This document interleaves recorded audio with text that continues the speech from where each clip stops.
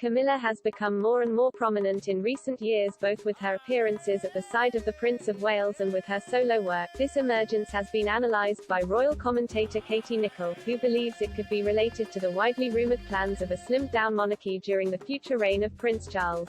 Speaking about Camilla's latest work, Ms. Nicholl told OK! Magazine, Camilla is coming more to the forefront. During 2020 and 2021 we've really seen the emergence of Camilla as the Duchess of Cornwall, with her own role and identity. Shush has been very bold and brave about the causes Shush is taking on that perhaps we don't always associate with the royals but she feels are important.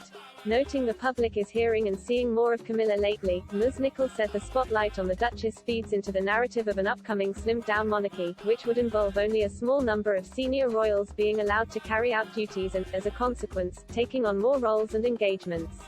Ms. Nicholl said, with the passing of the Duke of Edinburgh and this new slimmed-down monarchy that we're hearing so much about, there is more pressure on these senior royals to perform and be high-profile. This is an extension of that. Camilla has worked for years to support victims of violence and domestic abuse. Last month, she was highly praised for delivering one of her most powerful speeches as a duchess focused on the epidemic of gender-based violence. Attending the Shame Festival alongside Carrie Johnson, Camilla remembered the names of some of the latest victims of male violence in the UK. And she spoke about the importance of breaking the stigma often felt by victims of sexual violence. She said, "Together, today, let us resolve to support survivors to be shameless, and not to take on misplaced feelings of stigma. Through speaking up about our experiences, we break the wall of silence that allows perpetrators to go unpunished and increases the feeling of isolation that so many survivors describe." Urging men to step up to the plate and join the fight against gender-based violence, the Duchess also said, "We do not, in any way, hold all men responsible for sexual violence.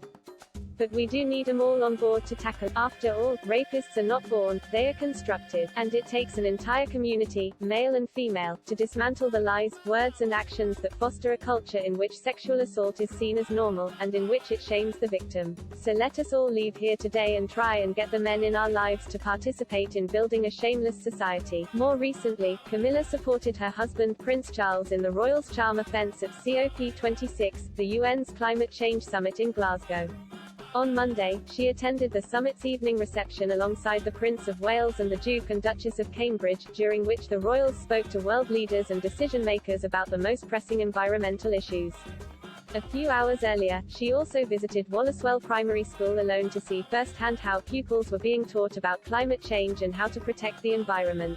During the visit, the Duchess presented the students with a copy of It's Up to Us, a children's book with a foreword by Prince Charles which focuses on sustainability and the climate. While Prince Charles remained in Glasgow to attend several meetings with world and business leaders, the Duchess flew back on Tuesday. On Thursday, she visited the set of ITV's crime drama Grace, inspired by the book series by Peter James. This visit was undertaken as the Duchess of Cornwall has recommended Mr. James Roy Grace series to the followers of her successful online book club The Reading Room.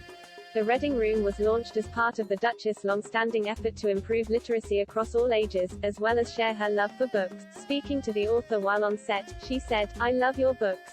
I've read them all, so I will know what vaguely is going on.